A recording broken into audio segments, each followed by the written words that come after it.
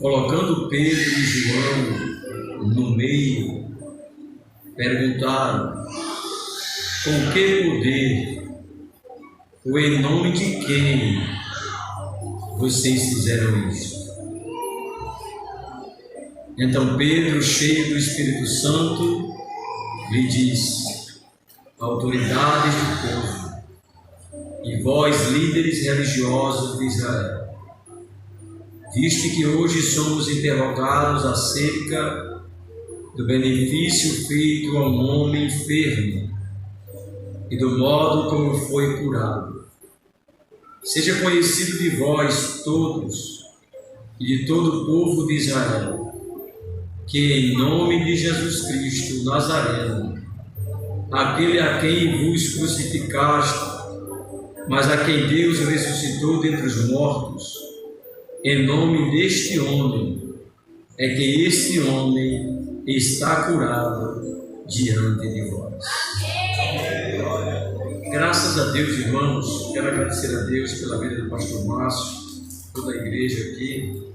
Sempre que viemos para cá é uma alegria de estar aqui na igreja glorificando o nome do nosso Deus, que merece toda a honra, toda a glória e todo o louvor.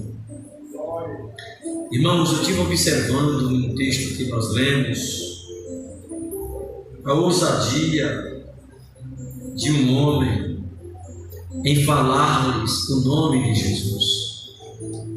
A ousadia de um homem que estava sendo condenado, afrontado, que estava sendo julgado como se tivesse cometido um grande crime, ou como se tivesse feito algo pior que, quem sabe mesmo até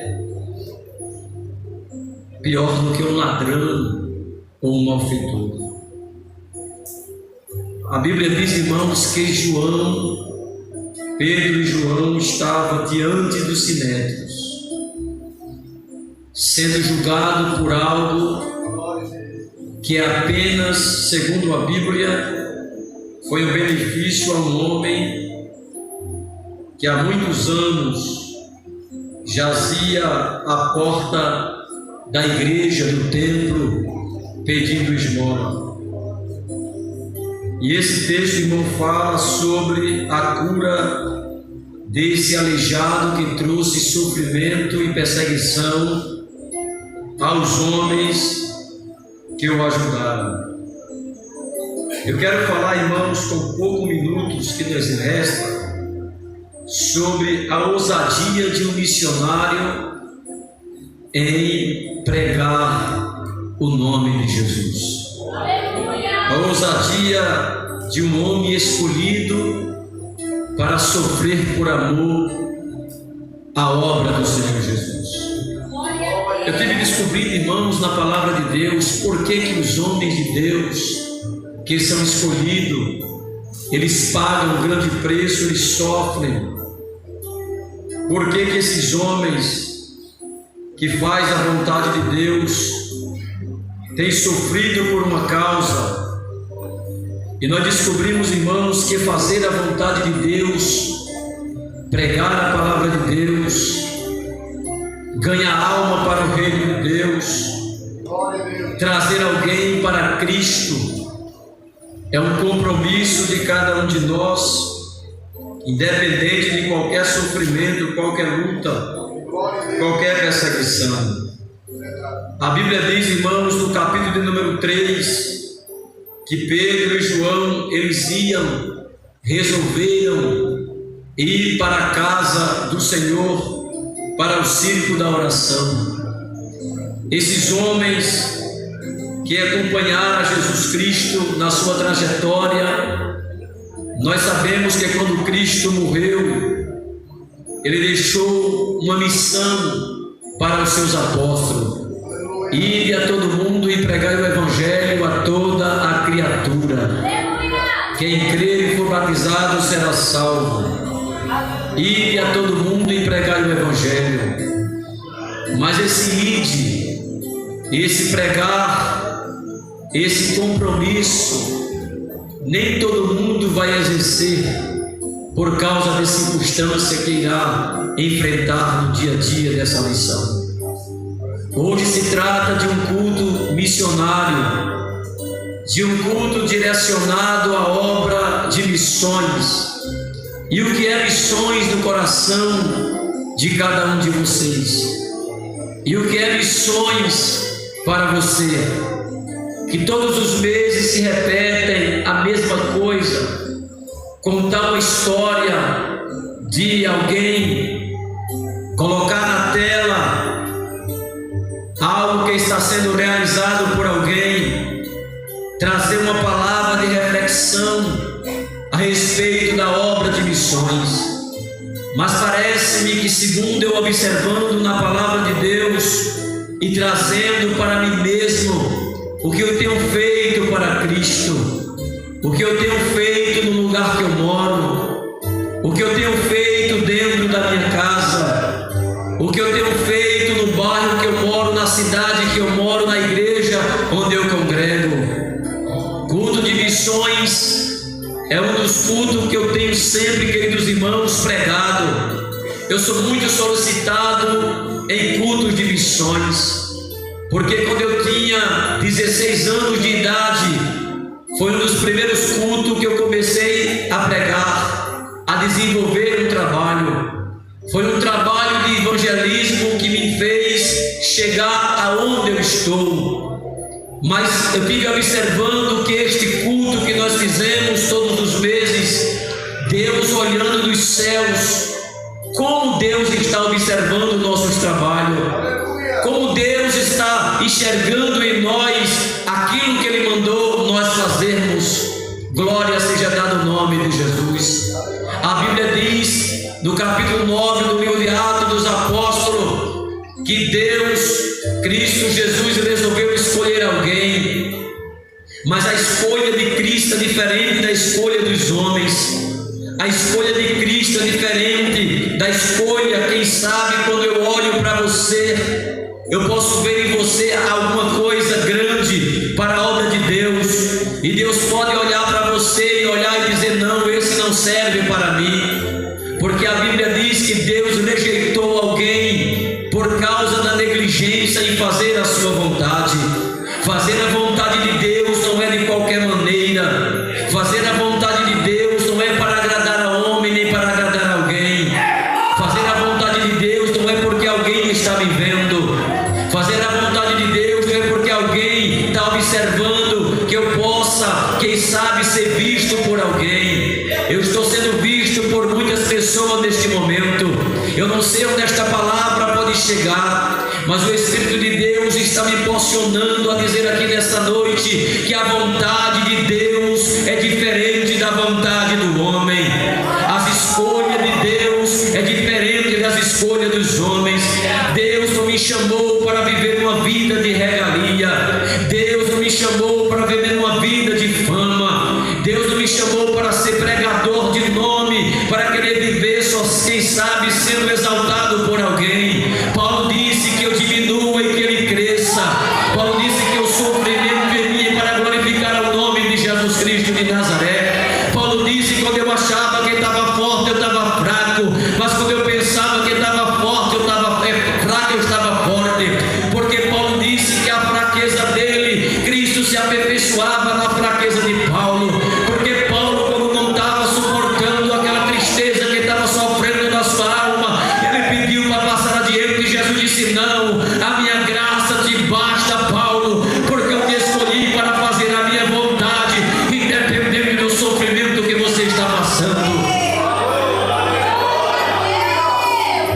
Eu não sei como Deus vai tratar você aqui nessa noite. Eu não sei como Deus vai tratar você quando você terminar este culto. De uma coisa eu quero dizer para você: você não vai sair daqui da mesma maneira que você entrou e com o mesmo pensamento que você entrou. Você vai sair daqui entendendo como é a sua chamada diante de Deus e para que Deus lhe chamou aqui nessa terra. Por que você ainda está vivo? Por que você ainda está de pé? Porque o coronavírus não lhe matou, porque a doença não lhe matou, porque a medicina não conseguiu lhe vencer. Quem sabe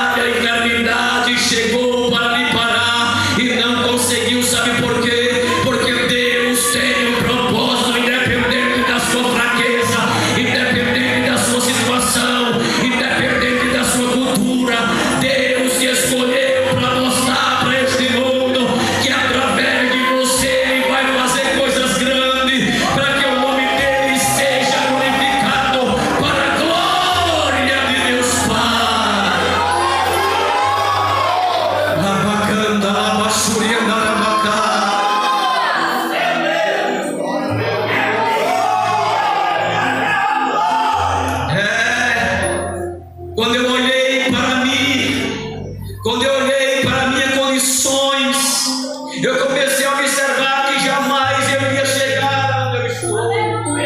Quando eu olhei para mim, na minha visão humana, jamais eu conseguiria alcançar alguém para Cristo, até mesmo os meus familiares. O pastor Márcio falou aqui há pouco tempo que antes de eu casar eu convivia morando junto na mesma casa, em uma mesma família.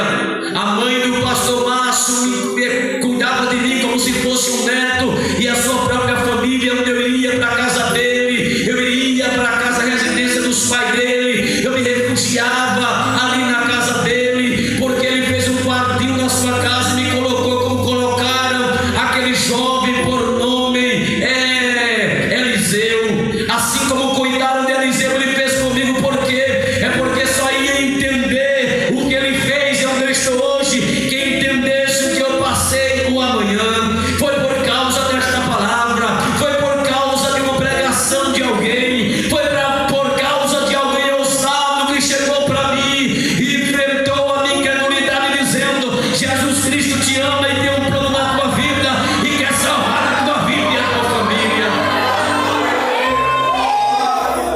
E quando eu aceitei esta palavra e comecei a servir a Cristo, eu me lembro que quando eu aceitei a Jesus, na minha casa era uma casa de prostíbulo praticamente, porque a cachaça, a feitiçaria, a prostituição, a bebedice, o pecado, a ruína, eles estavam dentro do meio da minha família, porque ninguém era crente, mas eu aceitei. E quando eu cheguei em casa e aceitei, eu comecei a ser afrontado, porque o evangelho é para ser afrontado. Eu comecei a ser perseguido, porque se via Cristo é ser perseguido. Por amor de Cristo eu tive que ser rejeitado, a família passou a rejeitar, ninguém me queria mais, ninguém aceitava mais, a ponto de um pastor fazer um quartinho e cuidar de mim. Por quê? Porque o diabo queria me parar, queria atrapalhar, mas não sabia ele que a onisciência de Deus, que sabe todas as coisas, sabia que eu ia estar pregando nessa noite como missionário de Deus, para dizer para você: independente do sofrimento, eu enfrentei e permaneci e ganhei a família para Jesus.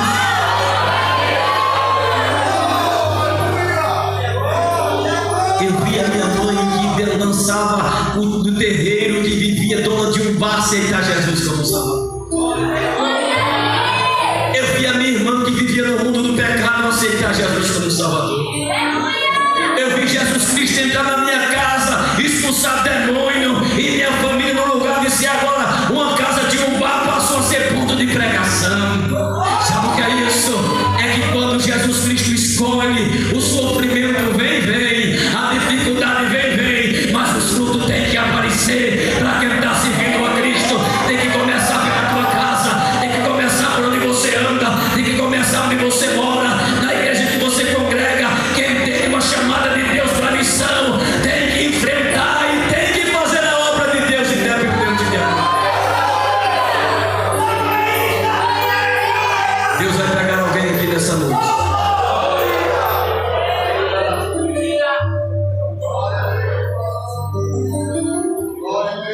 Irmãos, Deus vai pegar alguém aqui nessa noite.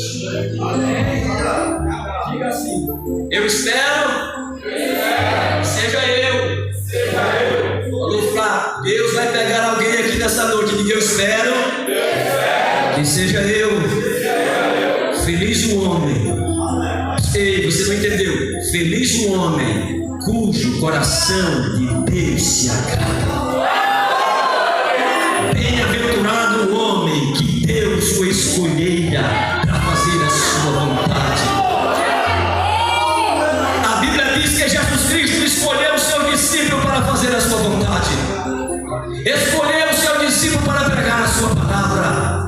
Solta redes que eu vou fazer vocês pescadores de homem. Vamos lá, vamos acompanhar o mestre. É muito bom acompanhar o mestre. Por quê? Porque andar com o mestre vai ver milagre. Andar com o mestre, andar na abundância. Andar com o mestre vai ser uma bênção. Eu não vou trabalhar, vou jogar rede, vou estar perto agora do mestre Jesus. Eu vou estar agora andando com Jesus. Jesus disse: as raposas têm os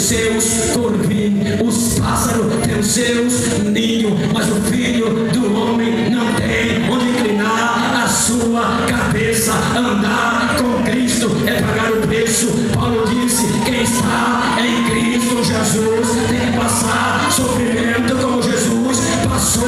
Aqui não é abundância, aqui não é luxúria, aqui não é vaidade, aqui é sofrimento por amor à obra de Jesus Cristo de Nazaré. Ele vai te pegar, Paulo, mas vai te mostrar quanto vale sofrer por a obra de Jesus.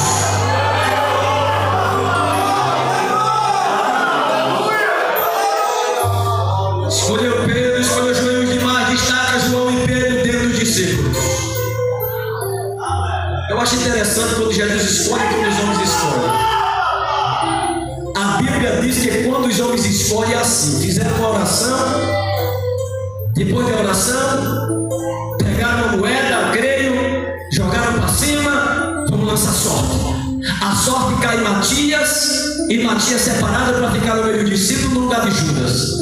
Ou seja, tinha 11, faltava um, lançou sorte e apareceu Matias. E a Bíblia diz, no começo da história do livro de Atos, que quando eles lançam sorte, acontece Matias, apareceu Matias, tudo bem, mas a Bíblia não mostra Matias fazendo uma oração por ninguém, a Bíblia não mostra Matias orando por ninguém. É como se ele fosse para o meio do discípulo: você agora é missionário, sou, e você agora é crente, sou, você agora é obreiro, eu sou obreiro, eu agora sou diácono, eu sou presbítero, eu sou evangelista, eu sou pastor, eu agora sou dirigente, e o que é que você faz? Eu não faço nada, estou só sentado, eu não faço nada, eu não vou nem para a rua pregar, eu não quero nem falar do amor de Cristo. Por quê?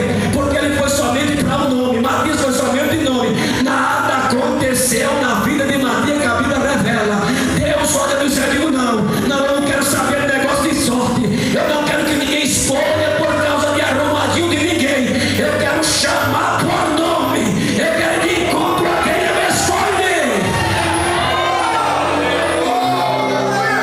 Mas como é que o Senhor escolhe, Jesus?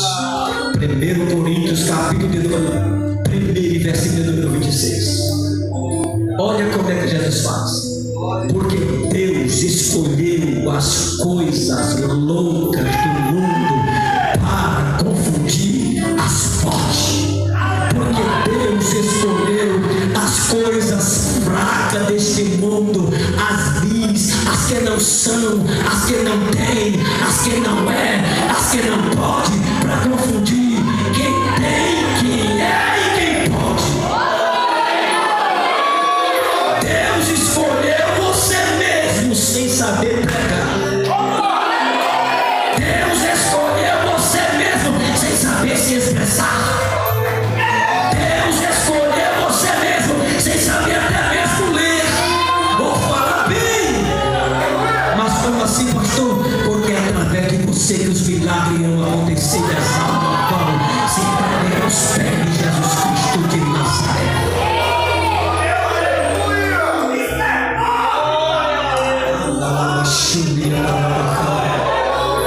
Vem cá, Pedro, mas eu não sei ler, eu não sei onde é cultura. Vem cá, eu preciso de você. Larga a rede, Pedro aceita.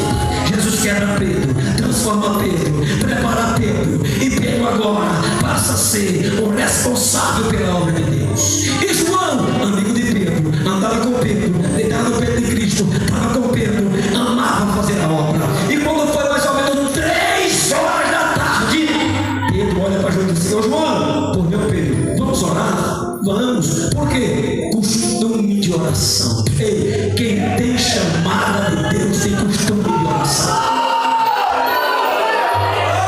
Primeiro passo de um escolhido que tem chamada: oração. Deus foi lá, levantou Saulo, ele caiu da sua cavalgadura, secou-se os olhos, ele vai para a rocha da direita, e a Bíblia diz que ele estava orando.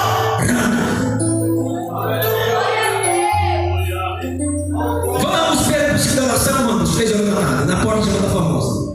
Lá vai Pedro e João na porta chamada Formosa. Ó, foi lá. Quando chega lá, um homem que já estava com mais de 40 anos, ele tinha de idade, mais ou menos 40 ou mais de 40 anos de idade, segundo a Bíblia, já era um homem velho, famoso na região. Ei, anos na porta chamada Formosa. Será se Jesus não passou por ali? Jesus não estava também passando naquela porta, e aquele aleijado não foi curado? Era como se ele eu disse, ele sabe tudo isso. Eu não vou curar esse camarada agora, porque eu tenho um propósito com ele lá na frente. Jesus que sabe que eu vou deixar esse propósito lá para frente. Jesus passou, foi lá, nada aconteceu. Mas agora vai passando os dois, Pedro e João, ó, pra oração. Chega na porta do templo, tá lá o aleijado querendo ajuda. Primeiro, era levado pelos homens. Segundo, vivia mendigando, era um miserável. Vivia uma vida de tristeza. Ei, olhe para quem está perto de você com o dedo indicador e diga assim com toda ousadia, como o apóstolo perguntou, diga assim: Jesus te escolheu para trazer alegria e vida para as pessoas. Crente que chega numa casa e sai deixando tristeza, não é missionário e nem faz parte do reino de Deus. Crente que chega nos lugares trazendo desunião, nem tem nada com a obra de Deus. Nós fomos chamados para trazer alegria, para fazer milagre, para fazer mudança. Aonde você anda na cidade, quem olhar para você tem que ver a glória de Deus presente na sua vida.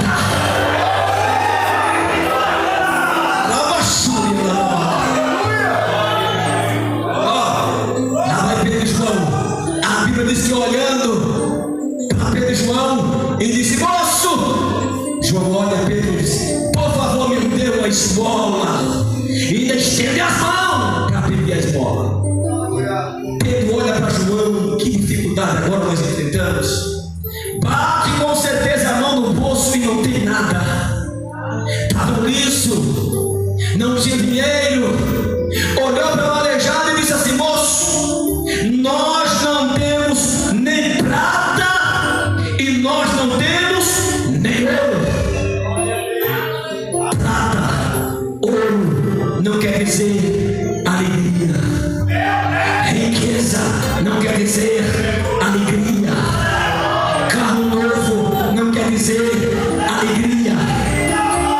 Pastor Márcio me conhece, eu morava num quartinho por trás da Assembleia de Deus do Capão em Rio Largo, e ele viu quando eu me casei com essa moça, que essa moça evangelizava o trem na cidade do Rio Largo, e era locutora da rádio. Eu disse: Deus me dá uma esposa que seja igual a mim pelo desejo de ganhar alma. Oh, coisa boa que Deus me ouviu, e eu me casei com ela, e ali eu não tinha condições financeiras, fui morar por trás do lado do galpão. Ela limpava a igreja e eu evangelizava de tudo quanto é lugar. Quando o sapato acabava, pastor Márcio comprava o sapato. Quando a roupa, o paletó ficava fraco, ele ia lá e ajudava. Aí dali eu fui trabalhar com o pastor no sítio, foi um dos primeiros empregos, e Deus começou a abençoar. Mas Deus olhando e disse: vizinha, eu te chamei, não é só para isso não, porque dinheiro e riqueza não traz felicidade, mas eu tenho felicidade para te dar, e a felicidade que eu te dou, aí depois chega o dinheiro, chega a riqueza, chega a bênção e chega tudo quanto Deus quiser me dar. Porque primeiro a obra, buscai primeiro o reino de Deus e as outras coisas serão acrescentadas. Vai-te embora, sai do lugar, sai de onde está sentado, vamos fazer a obra, porque Deus tem pressa em realizar na sua vida. Eu não tenho prata nem tenho ouro. Oh, irmão, que tristeza para aquele aleijado, é porque ele queria. Que angústia para aquele homem, porque ele queria uma moedazinha para comprar alguma coisa. Mas Pedro olhou para aquele homem e disse: nós não temos prata nem ouro, mas o que nós temos, nós vamos te dar. Dá o que tu tem para o teu vizinho, dá o que tu tem para o teu próximo. E o que é que eu tenho, pastor? Você tem alegria no coração da salvação, você tem alegria no coração da salvação, você tem alegria do Espírito Santo. Compartilha com aquele miserável que está precisando da palavra. Tem pessoas que estão presas no candomblé, tem pessoas que estão presas nas drogas, tem pessoas que estão presas no álcool, tem pessoas que estão presas na prostituição. Precisa de uma palavra, precisa de você. Sai a palavra dos becos das esquinas, leva a alegria que tu tem para as pessoas, porque Deus vai salvar através de você.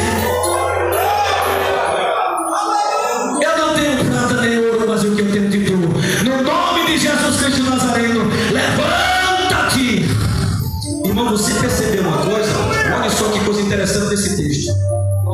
A Bíblia diz que ele disse: levanta-te e anda. Sim ou não?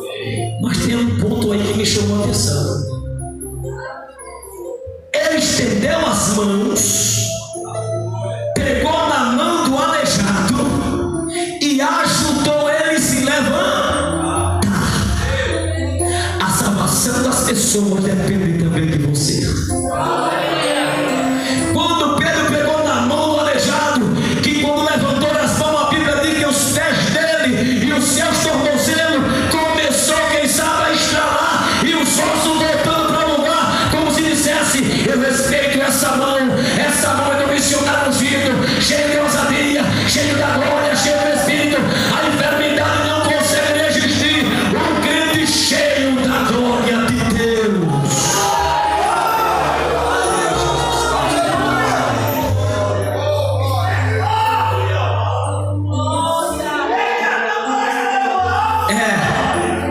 Vou parar, a hora já foi, só tem um minuto.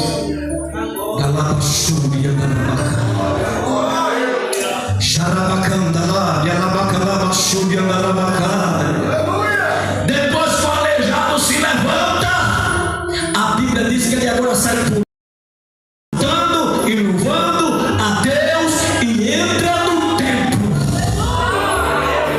Vamos para aprender alguma coisa? Vamos aprender mais? Ele anda agora, dá o pulo, começa a pular e se alegrar, e a vez que ele entra no templo com os apóstolos. O que é que eu aprendo com isso? Ei, missionário, para essa igreja encher do pastor Márcio, quebrar a cadeira, fazer umas galerinhas aumentar, depende de você. É vocês o responsável para trazer alguém para dentro do templo. Como pastor?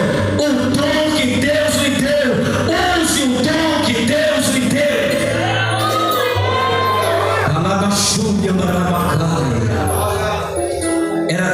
Era 11 horas da noite, não, aliás, era meia-noite.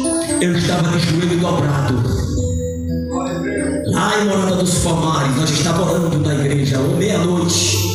Eu e um companheiro, meu amigo meu, o pastor conhece, é filho também, Michel, estava orando comigo. De repente Deus toma ele e dá um aviso para ele: vá na casa tal e ore por a minha filha. Eu bati um bocado de gente afastada, filho desviado, não tinha todo mundo crendo, e uma mulher lá doente em cima de uma cama. Eu bati na porta, pá, pá. O filho abriu a porta, disse: que é? Eu disse: eu viemos orar pela sua mãe. Ele disse: se é uma hora de você orar por alguém, como é que você bate na minha porta meia-noite? Não está vendo que eu vou acordar minha mãe para você orar? Na minha cara, pô, bateu a porta.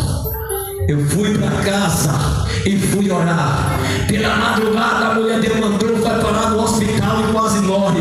Eu me veio às pressas pedir para a gente orar, a gente foi lá e orou. O que é que eu aprendo com isso? É que se eu não fosse lá, Deus não tinha feito um milagre, não tinha preparado aquela bênção para aquele jovem hoje se vir a Cristo. Tinha um jovem em cima de um viaduto querendo pular para morrer. O Espírito Santo mandou se aproximar, eu me aproximei. Aí eu disse: que foi, moça? Eu disse: eu estou com vontade de pular.